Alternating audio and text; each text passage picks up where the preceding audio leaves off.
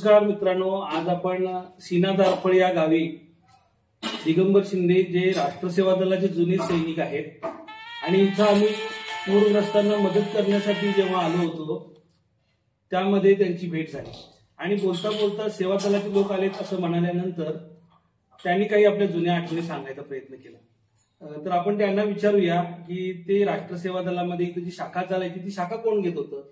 शाखा उमराव सय्यद, स्वातंत्र्य सैनिक होते। स्वातंत्र्य सैनिक। हा।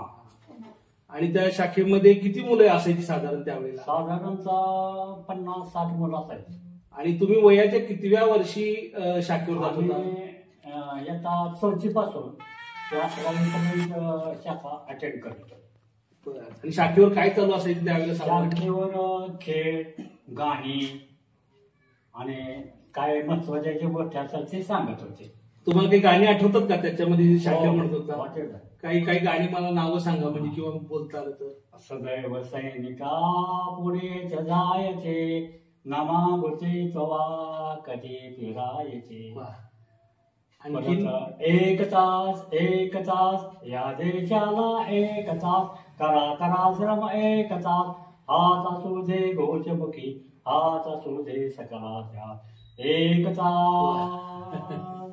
तुम्हाला सगळी गाणी आठवते, तुम्ही लहान वयात शिकला, पण नंतर राष्ट्रसेवा दलामध्ये जे तुम्ही शिकला ती गोष्ट जेव्हा गावामध्ये वापरण्याची वेळ आली, ते संस्कार प्रत्यक्ष जेव्हा वापरायची वेळ आली आणि आम्ही असं ऐकलं की इथं एक समाजवादाचं चांगलं उदाहरण म्हणजे धान्य बँक। धान्य बँक कशी सुरू झाली वगैरे? धान्य बँक विठ्ठलराव पटवर्धन हे तर येत होते,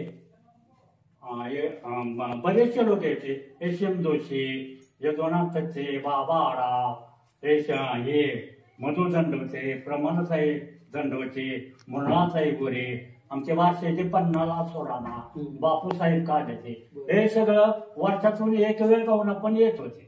आणि विठ्ठलराव पटवर्धन यांनी हे धान्य बँकेची संकल्पना सांगितली आणि लगेच आम्ही ते अंमलात आणले। 1960 साली ही धान्य बँकेची स्थापना झाली।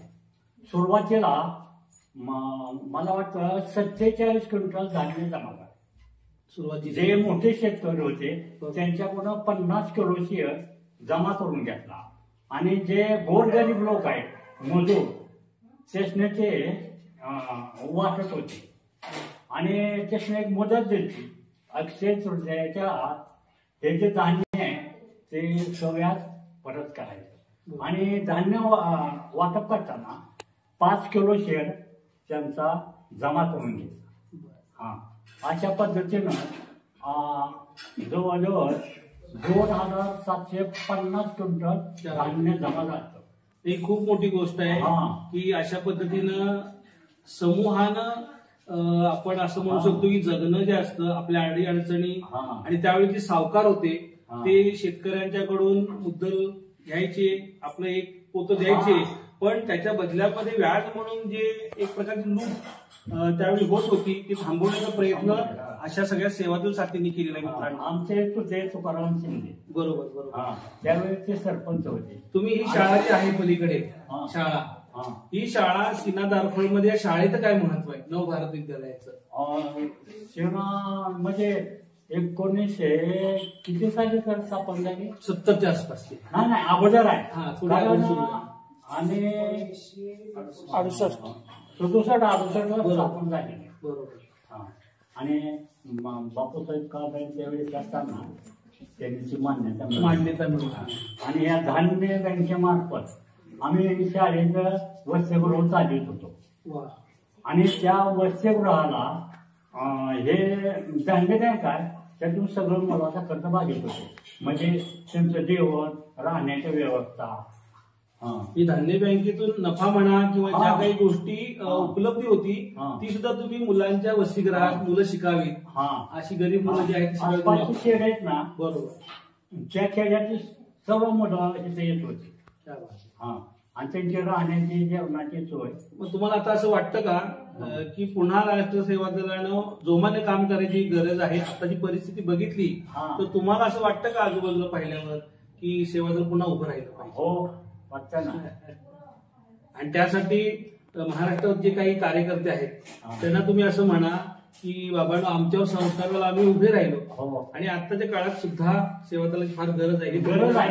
सगळ्यांना सांगा, तिकडे बघा आणि तिकडे तुम्ही सांगा सगळ्यांना. आज राष्ट्रसेवा दलाची गरजच आहे इथं. कारण आम्ही जसं उभारलो तसे आताची जी पिढी आहे लहान त्यांना सुद्धा घडवं. आणि धान्य बँके मार्फत ज्यावेळेस किल्लारीला भूकंप झाला बरोबर त्यावेळेस आम्ही ही मदत दिली बरोबर.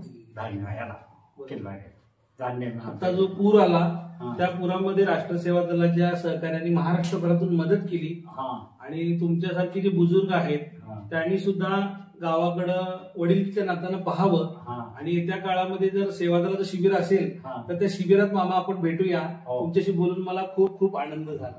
भेटूया. थँक्यू. धन्यवाद.